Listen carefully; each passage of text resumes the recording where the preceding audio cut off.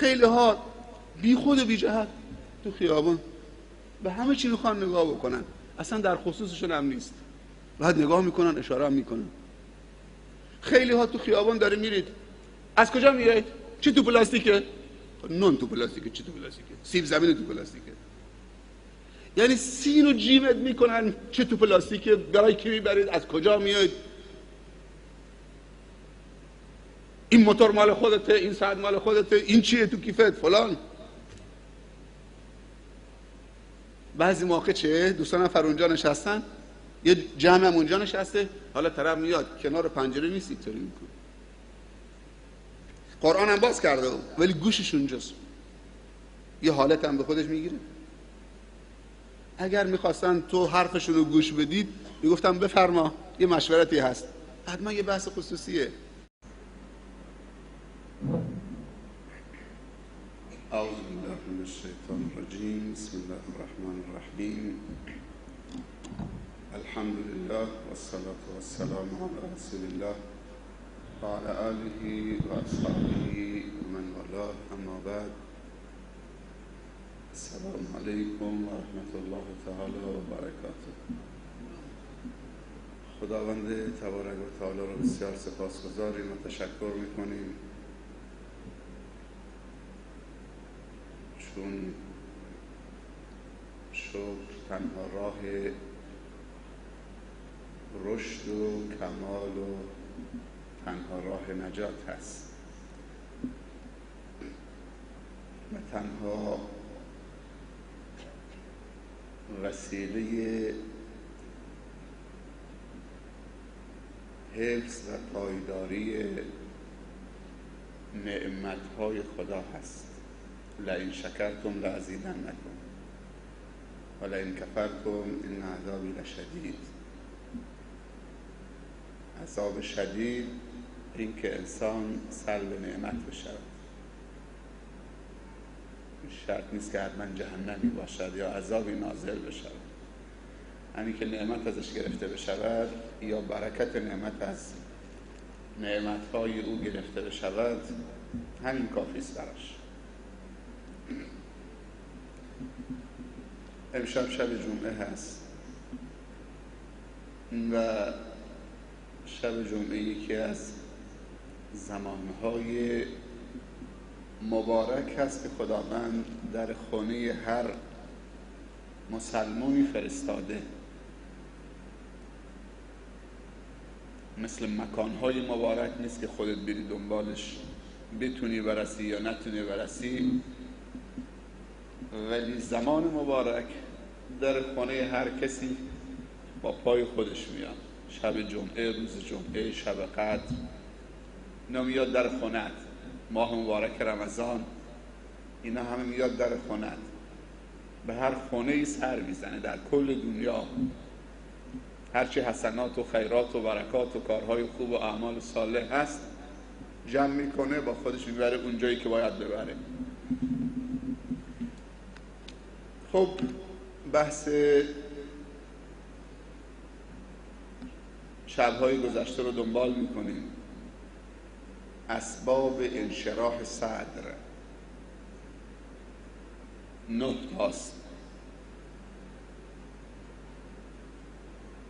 عواملی که سبب میشه دل انسان و دل بنده خدا و وجودش مبارک بشه، منشرح بشه، سینه‌اش آرام بگیره، اطمینان براش حاصل بشه.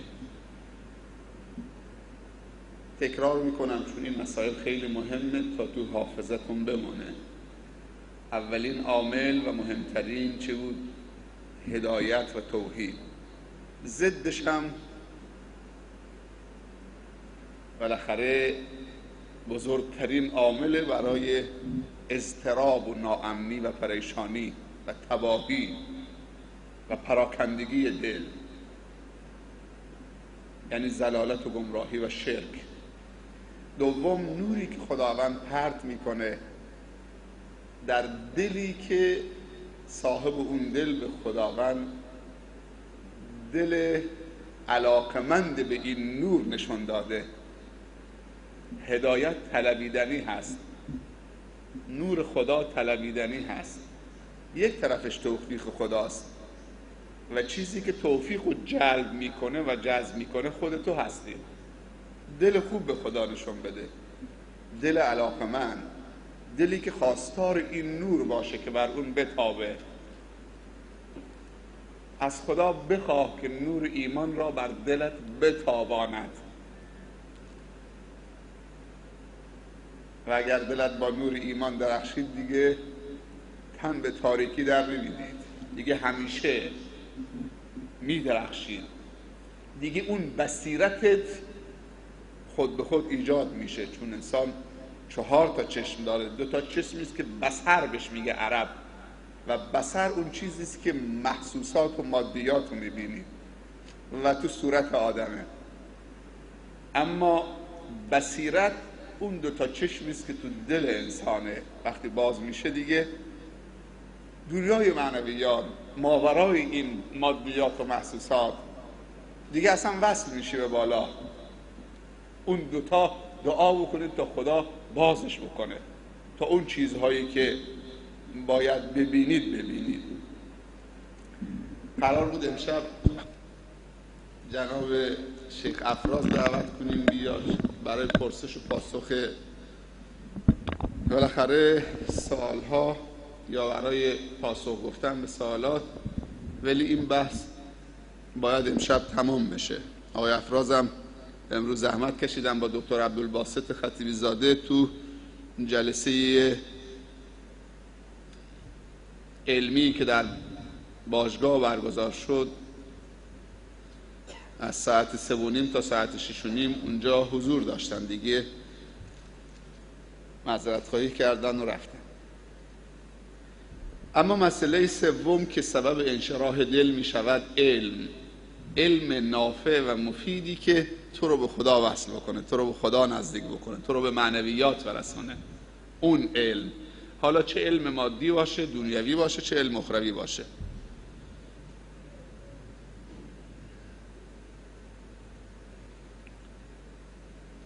مسئله 4 که دیشب دربارش صحبت کردیم، یا سبب 4، انابت به سوی خداوند، بازگشت خالصانه صادقانه با توبه به سوی رب العزت و الجلال، بازگشت دل و محبت خدا با تمام وجودت و لذت بردن از عبادت. اینم یکی از مهمترین عامل انشراح صدر هست. و 5مین سببی که برای انشراح صدر ذکر کردیم، دوام ذکر و یاد خدا. الا بذکر الله تطمئن القلوب فاذکرونی اذکرکم. مرا بخوانید، خالصانه بخوانید، در همه برنامه‌های زندگیتون مرا بخوانید، جای منو از قلم نندازید. من نباید از قلم بیفتم، من نباید از خاطرات و تفکرات و تصورات و نیت‌های شما و برنامه‌های شما کنار زده بشم. اگه من رفتم، منو کنار زدید، خودتم رفتید.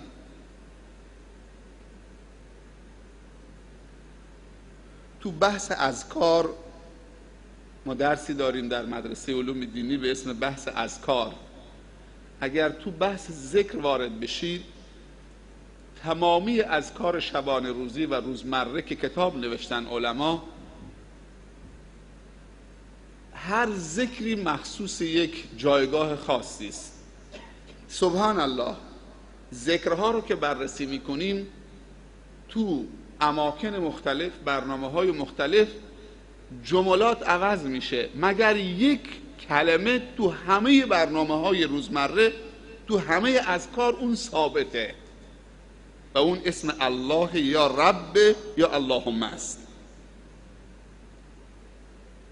تو تمامی دعاهایی که وارد شده در زندگی روزمره، از دعای بیدار شدن تا لباس پوشیدن، تا خارج رفتن از خانه، تا سوار ماشین شدن، تا خوردن، تا خوابیدن، تا بیدار شدن، تا لباس نو پوشیدن، تا استغفار کردن، همش ترکیباتش متناسب با اون عمل عوض میشه بجز یک لفظش، اونم لفظ اللهش. تو برو کتاب اذکار رو ورق بزن، نباید حذف بشه، نمیشه حذفش کرد. اگه حذفش کردی حذف شدید، از حیات و زندگی حذف شدید. پس حیات ما و حیات دل ما و حیات روح و روان ما و حیات دنیا و آخرت ما مرتبط به دوام یاد خدا و ذکر خداست.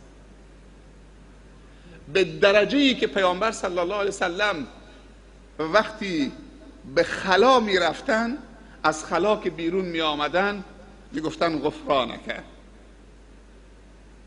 غفرانک. وقتی از بیت الخلا بیرون میای، قضای حاجت رفتی بیرون میای، باید بگی غفرانک، خدایا مغفرتت شامل حالم بگردان که چند لحظه در بیت الخلا نتونستم یاد تو بکنم، ذکر تو بکنم. اونجا جایی نبود که من به خاطر همین چند لحظه من معذرت میخوام، طلب عفو میکنم. دوام ذکر خدا مایه حیاته، مایه نجاته، مایه آرامشه، مایه صفا و صمیمیته، مایه عدالت و دادگریه. کسی که بیاد خداست دیگه قاتل نمیشه، مجرم نمیشه، آدم کش نمیشه، شیطان برش مسلط نمیشه که اون مسائل جرم و جنایت رو انجام بده. امروز جناب دکتر عبدالباسط خطیبی زاده چون بحث سلامت میکرد داخل 3 عنوان همایش در این جلسه امروز بود: عبادت، سلامت، مودت. عنوان همایش. عبادتش آقای افراز بحث میکرد، سلامتش آقای دکتر بحث میکرد و مودتش هم داده بودم به خدمتگزارشون. خیلی جالب میگفت که اصلا آمار و ارقام که گرفته شده تو انواع بیماری ها تو رمضان، بعضی ها 80%، بعضی 70%، بعضی 40%، بعضی 50%، همه امراض کاهش پیدا میکنه و مراجعه به دکتر کم میشه. اما تو بحث مسائل جنایی و جرم و جنایت اصلا تو ایران خودمون در ماه رمضان اونقدر کاهش پیدا میکنه. تو به دادگاه ها مراجعه بکن، به مسائل مراجعه بکن، خیلی کاهش پیدا میکنه. حالا این کاهش تو اگر که تأمین بدید، جهانیش بکنید، بین 1,400,000,000 نفر، سبحان الله، نسبت این کاهش جرم و جنایت تو این ماه خیر و برکت و ماه عبادت و ماه سلامت و ماه محبت و ماه خیرخواهی و ماه گذشت و ماه مهربانی، اگر رمضان نشانه دوستی خدا نباشد چه میتواند باشد؟ و خداوند با این وسیله محبت و دوستی خودش ثابت کرده و بعد به ما هم گفته من با رمضان شما را رحم میکنم، مغفرت میکنم، نجاتتون میدم، شما هم با رمضان به یاد من باشی و همدیگر را نجات بدید و همدیگر را با رمضان دوست بدارید و با برکت رمضان دور هم بر عبادت جمع بشید، بر سفره من جمع بشید. القرآن و معدومت الله علی الارض. قرآن سفره خداوندی است که گسترده شده بر روی زمین. کسی هست که سر این سفره بنشینه؟ الا بذکر الله تطمئن القلوب. پنجمین عامل انشراح صدر، الم نشرح لک صدرک، دوام ذکر و یاد خداست. لا یزال لسانک رطبا به ذکر الله. نگذار که زبانت خشک بشود از یاد خدا. همیشه این حدیثه، همیشه میگه تلاش کن که زبانت خیس باشه، مرطوب باشه با ذکر و یاد خدا. و وقتی ذکری زبان عادت کرد، کم کم به اینجا کشانده میشه، کم کم به پایین کشانده میشه. گرچه یکی از علما میگه 20 سال با خودم جهاد کردم تا تونستم این لا اله الا الله از زبان به دل ببرم که یک وجبم بیشتر فاصله نداره. 1 رجب بیشتر نیست. 20 سال طول کشید تا تونست هم بکشمش پایین، اونجا استقرارش بدم. اول با زبان تمرین بکنید، بعد کم کم دلم چه همگام و هماهنگ با زبان میشه، بعد چشمم همچنین، گوشم همچنین، بعد کل اعضای بدن، بعد کل زندگی، تو همه برنامه ها. دیگه اگه میخوای غذا بخوری نمیتونی بدون بسم الله بخوری. دیگه اگه میخوای بخوری نمیتونید. به بچه هات هم بگو که اینا ذکرها و اذکار این برنامه هاست که اگه یه وقتی یادت رفت بچت میگه بابا بسم الله نگفتی، سر سفره است. شده یا نشده؟ این زمینه رو فراهم بکنیم. اما ششمین عامل انشراح صدر چیه؟ اون از عبادتش، اون از توبهش، اون از توحیدش، اون از علمش. ششمین عاملش به نظر شما چیه؟ ابن القیم در کتاب زاد المعاد میگه که رحمت الله علیه ششمین سبب انشراح صدر، به عربیش میخونم که خیلی لذت بخشه، الاحسان الی الخلق و نفعهم بما يمكنه من المال والجاه والنفع بالبدن و انواع الاحسان. سبحان الله.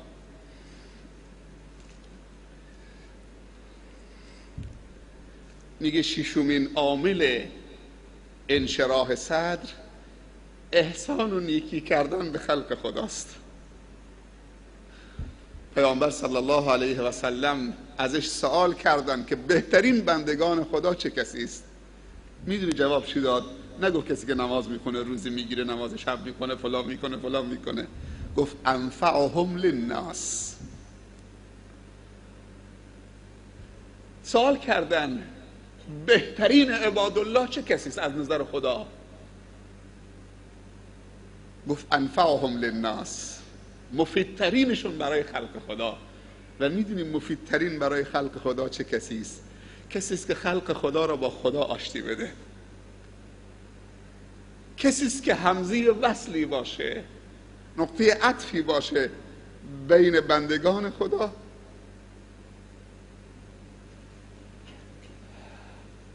و الله و ربشون و خالقشون و رازقشون و معبودشون. کسی است که شناخت خلق خدا نسبت به رب العالمین بالا ببره تا بندگان خدا خدا رو دوست بدارن، بشناسنش و بعد بپرستنش با جان و دل.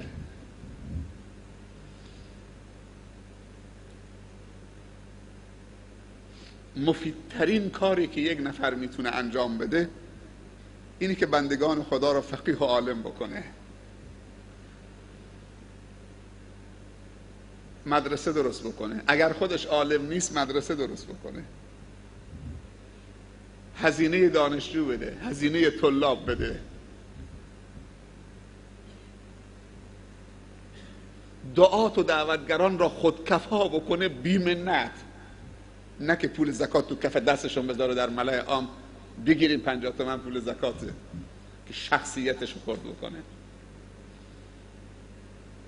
پیامبر گفته صلی الله علیه وسلم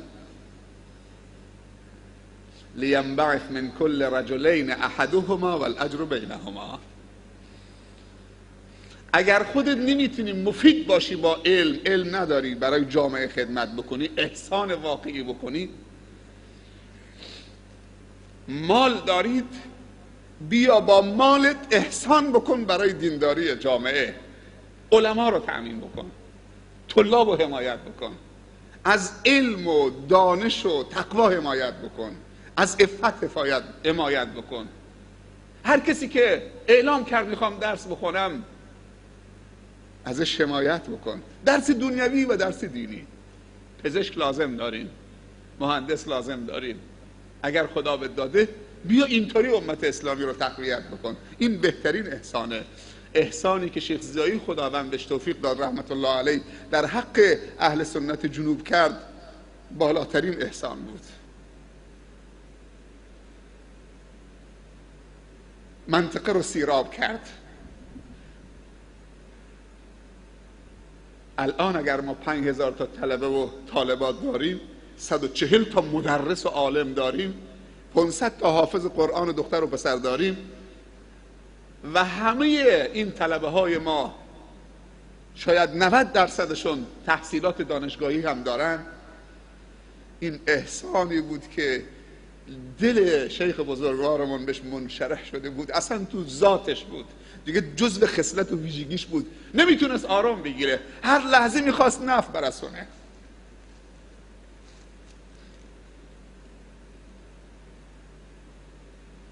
چرا ما تنبلیم؟ خدا ما رو تنبل خلق کرده؟ چرا ما تو نمیتونیم احسان بکنیم؟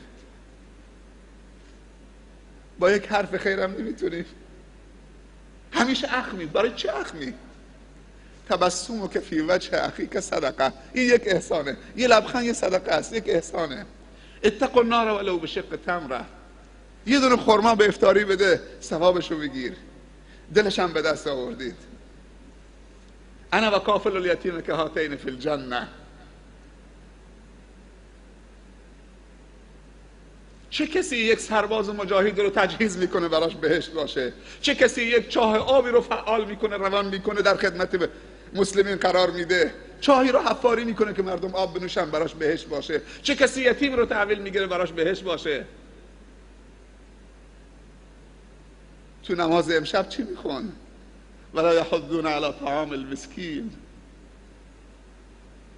تشویق نمیکنن برای طعام دادن به مسکین.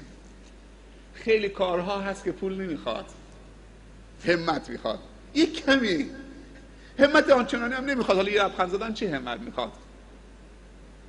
2 تا لبات بلند کن، سپیده دندان پیدا میشه لبخند. ثواب بگیر، دل به دست بیار، شاد کن. ولو کنت فظا غلیظ القلب لانفضوا من حولک ان الله كتب الاحسان على كل شيء. خداوند احسان و نیکی رو بر همه چیز نوشته.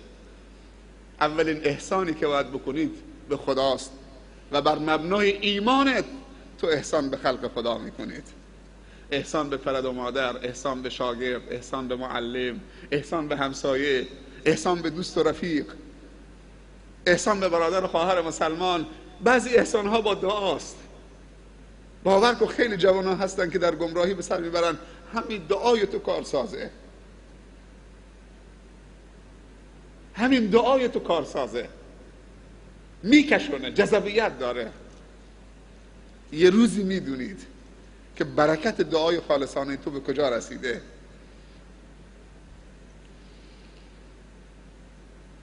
اگر میخوای دلت آرام بگیره، من یه دوستی سراغ دارم، میگو بچه هامو جمع کردم، گفتم که همش مهندس و شخصیتی هم تو امارات. میگفتم بابا شما میدونی که شما هم تو آفریقا برادر دارید، خواهر دارید، تو جنوب شرق آسیا، تو جاهای دیگه، تو کشورهای هند و پاکستان و افغانستان، اونا هم تو مال باباتون شریکن. میدونی منظورش چی بود؟ منظورش ایتام بود. 30 و تقریبا 3 تا یتیم، ایشون ماهانه 10,000 تومن. من دیگه نمیدونم جاهای دیگه، اونی که تو ایران من میدونم بعضی موقع این یتیم ها نامه براش می‌نویسن، ازش تشکر میکنن از اینکه شما قبول کردی پدر ما بشید و ما را به فرزندی قبول کردید و از ما حمایت میکنید. از شما تشکر میکنیم. از اینکه قبول کردید جای خالی بابای ما را پر بکنید که احساس تنهایی نکنیم، از شما تشکر میکنیم. این خودش میگه وقتی این نامه ها از این ایتام میاد اصلا جگر آدم آب میشه، یک آرامشی به انسان دست میده، سبب میشه که چه؟ مزید تحویل بگیریم، دیگران هم تشویق بکنیم. احسان به خلق خدا با هر احسانی که ازت برمیاد، هم خودت آرام میگیری هم دیگری. یکی از برکات کار خیر اینه که آرامش به انسان دست میده. همون لحظه برد و سلام، احساس میکنی یک نسیم خنکی بر دلت میوزه، فیوزات ربانی از بالا میاد، این دلتو چه تسکین میده. یکی از نشانه های قبولی کار خیر آرامش و تسکین دله. و در تعریف گناه پیامبر صلی الله علیه و سلم گفته الاثم ما حاک فی نفسک، گناه چیزی که یک خارشی در دلت ایجاد میکنه. تا گناه میکنی فکر میکنی کسی داره سوزن میزنه، یک خارشی، یک ناامنی، یک پریشانی. برعکسش کار خیر وقتی انجام میدید یک آرامش. یه دانشجویی که میخواست ترک تحصیل بکنه، تو خبرت شد مخفیانه یه پولی دستی در اختیارش گذاشتید، نه صدقه ای که بعد شرمنده بشه، بعد دانشگاهش رو تمام کرد، یک مهندس خوبی شد، یک پزشک خوبی شد، خودت لذت نمیبری؟ علما چقدر دقیق بودن. احسان به خلق خدا گفتن یکی از اسباب انشراح صدره. و پیامبر صلی الله علیه و سلم و یارانش همش معروف بودن به ابوالمساکین. حضرت جعفر رضی الله عنه وقتی در غزوه موته به شهادت رسید، خبرش در مدینه و حومه و اطراف مدینه پخش شد، همه فقرا و مساکین و ایتام عزادار شدند. جعفر ابن ابی طالب معروف بود به ابوالمساکین، پدر مساکین.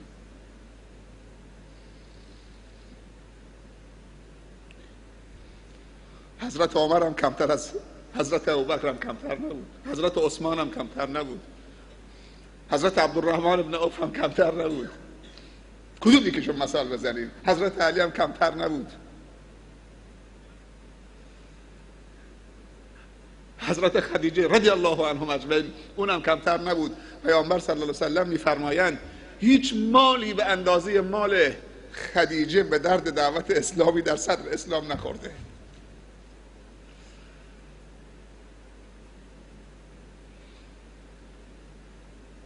یک تاجر وقتی خدا بهش احسان میکنه و بعد این تاجر هم احسان میکنه،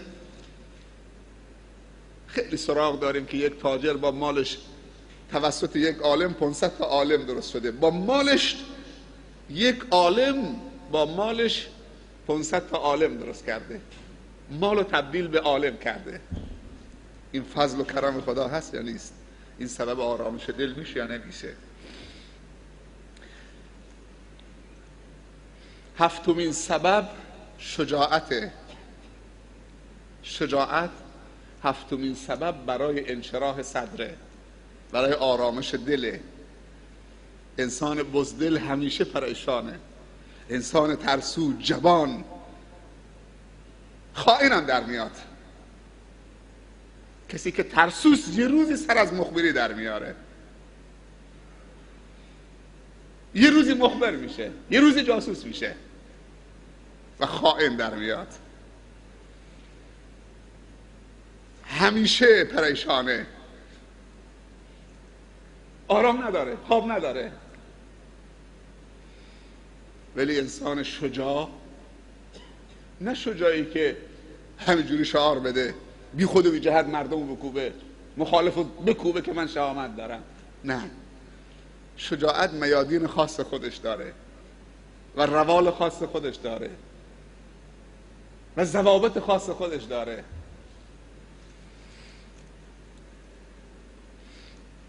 الشجاعه. شما تصور بکنید اگه علمای دین همه بزدل و ترسو بودن چی میشد؟ جامعه تباه میشد.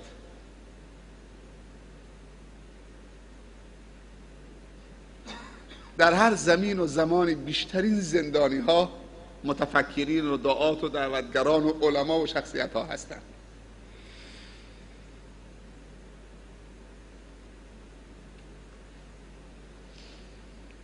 یکی از سلاطین فرانسه میگوید بعضی موقع رو تختم خوابیده بودم، دراز کشیده بودم، یک دفعه احساس میکردم که پایه های تخت داره میلرزه. یک دفعه مینشستم، فکر میکردم یک آزاداندیشی قلم به دست گرفته درباره آزادی داره مینویسه.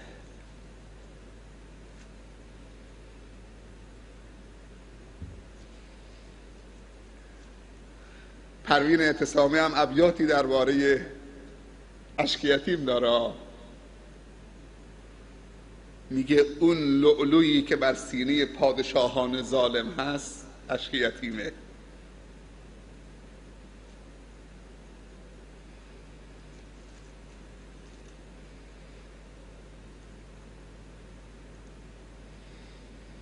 الشجاعه، خدا نصیب بکنه. هشتم، اخراج دغل القلب من الصفات المذمومه التي توجب ضيقه و عذابه. خارج کردن دغل یعنی چرکهای دل،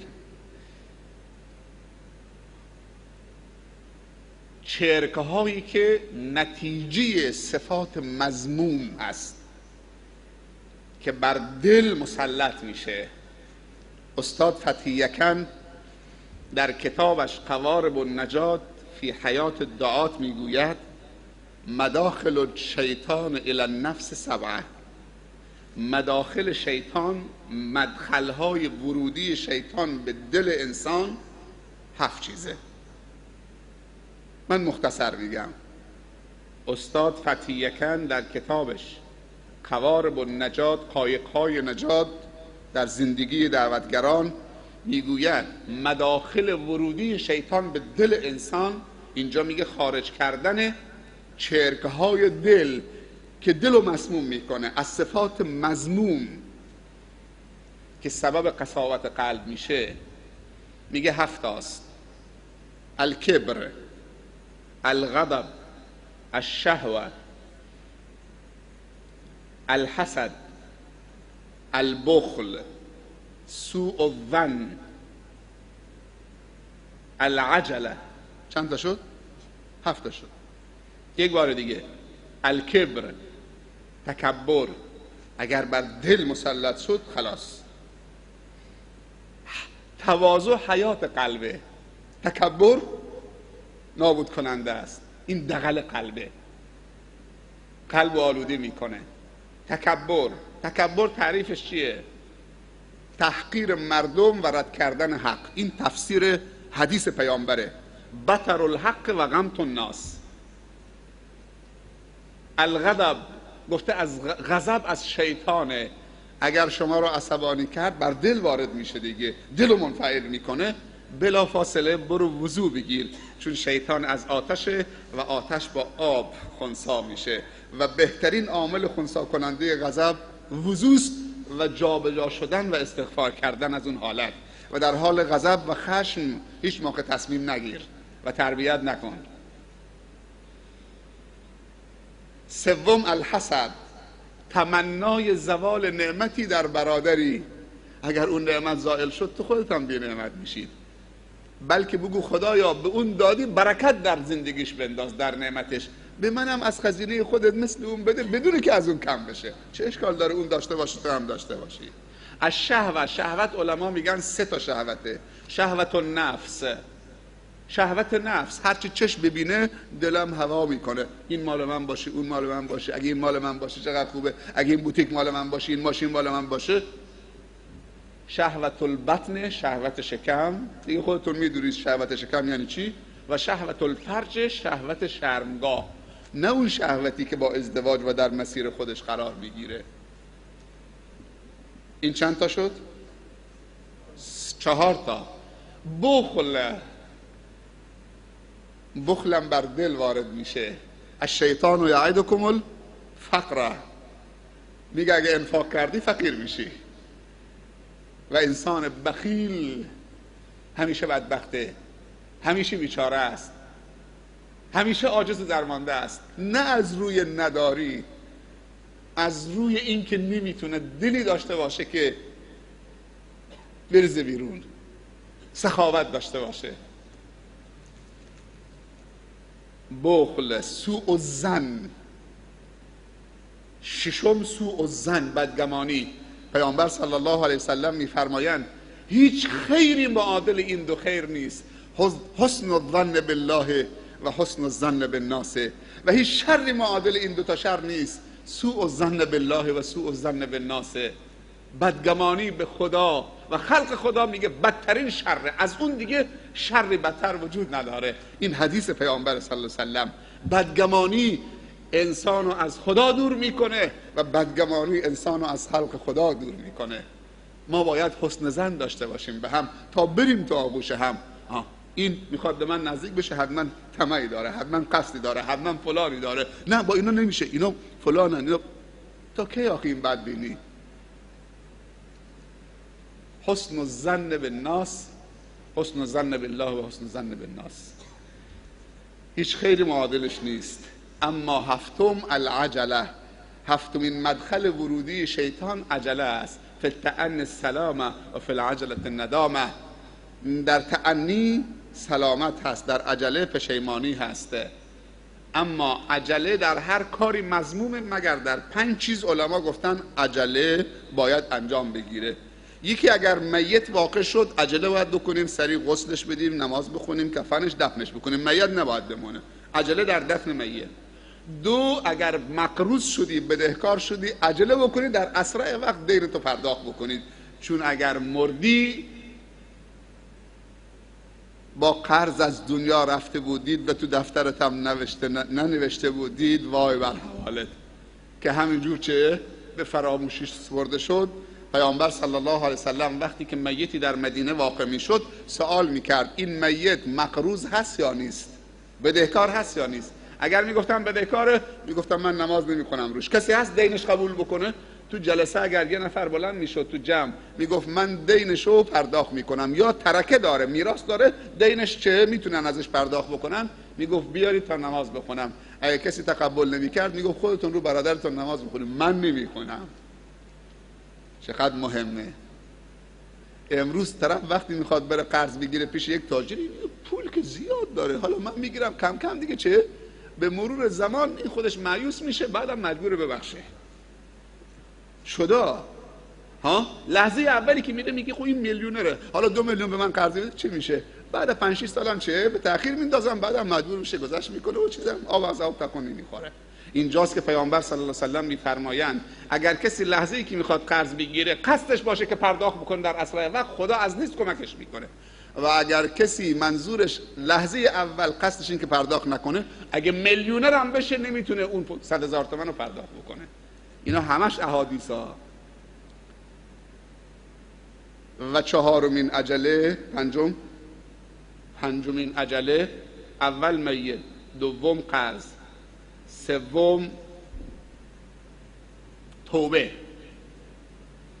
توبه هم نباید امروز به فردا بندازید. و مهمان اگر آمد باید عجله کرد، هرچی تو خونه هست بهش داد، فردا ازش پذیرایی مفصل بکنید. نه اینکه مهمان الله شب رسیده خسته کوفته، تو برید حالا گوشت و مرغی که منجمد شده در بیارید، حالا مهمان داره چرت میزنه. عجله برای غذای مهمان، وقتی رسید اون چیزی که هست بهش میدید، فردا پذیرایی مفصل ازش میکنید. و 5مین چیزی که درش عجله شرط هست، اگر دختر و پسری به سن ازدواج رسیدن، در معرض خطر چه فحشا هم بودن، جامعه هم جامعه سالمی نبود، باید عجله کرد و سریع اون آتش شهوتش رو خنثی کرد و زمینه ازدواجشون رو فراهم کرد.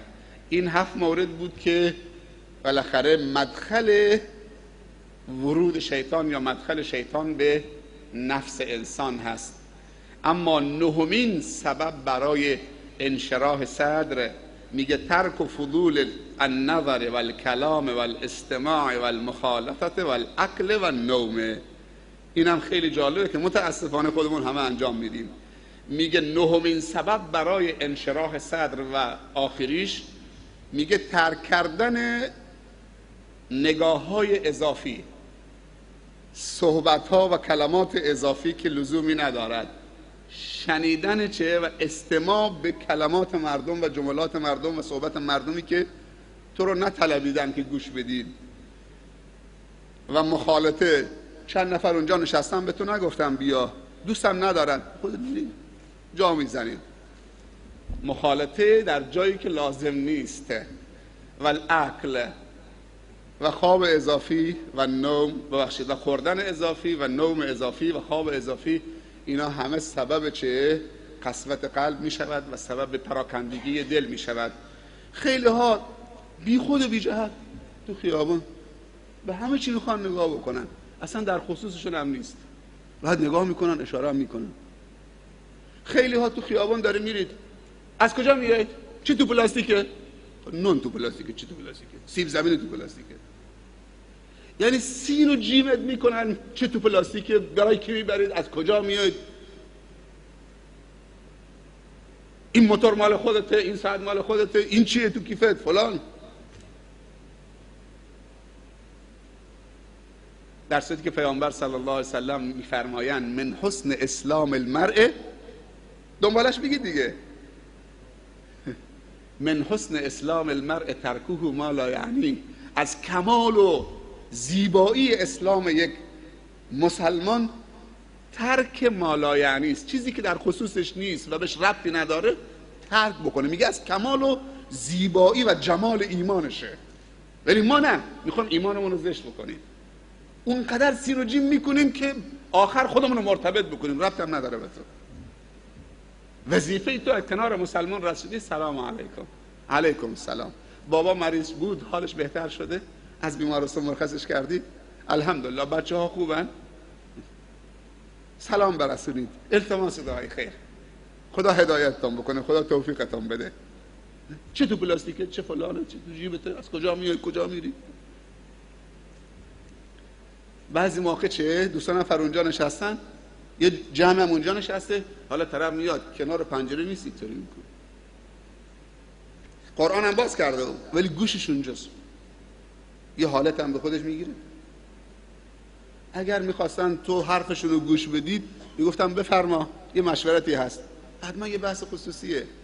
ولی اگر 3 نفرید تو یک مجلسی، غیر از 3 نفر کسی دیگر نیست، پیامبر صلی الله علیه و سلم فرمودن 2 نفر حق ندارن یه نفر رو بکشه برن 2 نفری در گوشی صحبت در گوشی بکنن، تا این که با مردم مختلط بشن، قاطی بشن. به خاطر اون یه نفر بدگمان میشه، فکر میکنه اون یه نفر رو کشید، خودش تنها میمونه دیگه، شیطان برش مسلط میشه که این چی بود، حتما درباره من صحبت میکنن. میگه اگر 3 نفری 2 نفر حق ندارن نجوا بکنن در گوشی، تا این که به یک جمع 4-5 نفری برسن، 2 نفر اونجا بنشینن، اون 2 نفر میخواد حالا بیا من یه کاری دارم. ولی 3 نفری تو بیا خودش تنها بعد در گوشش صحبت بکنید، مظنه‌ای برای تسلط شیطان و نفوذ شیطان میشه. و زیاد خوردن و زیاد خوابیدن هم سبب قسوت دل و مرگ دل میشه. زیاد خوردن و زیاد خوابیدن. جماعت تبلیغ میگن کمن در خواب و خور خارج ز مسجد، حرف دنیایی ندا تعلیم طاعت اندر این کار میگردد. بیا با حوری جنت منه برگردنم منت، نهایی مقصدم چون رویت ستار میگردد. خیلی زیبا گفته، کمن در خواب و خور خارج ز مسجد، حرف دنیایی ندا.